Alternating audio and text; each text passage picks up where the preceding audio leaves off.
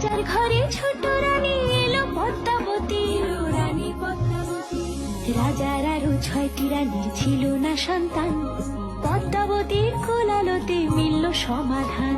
বছর যেতে জন্ম নিল 7 ছেলে 1 মেয়ে, হায় খুশির আকাশ হঠাৎ কালো মেঘে গেল ছেয়ে। হিংসেতে যায় জ্বলে পুড়ে বাকি 6টি রানী, যুক্তি করে ঘটায় ওরা 7 কুমারের হানি। সুযোগ মতো 7 ছেলেকে মাটিতে দেয় পুঁতে, বাঁচে একা পারুল ওরা পায় না তাকে ছুতে। ধাইমা বাজায় সেই মেয়েকে বড় করে তোলে, 7 ভাইকে পায় যে পারুল 7টে চাপা ফুলে। এত কিছুর পরেও রাজার বিপদ যে কাটে না, সূর্য নগরে সুখের সূর্য আর ওঠে না।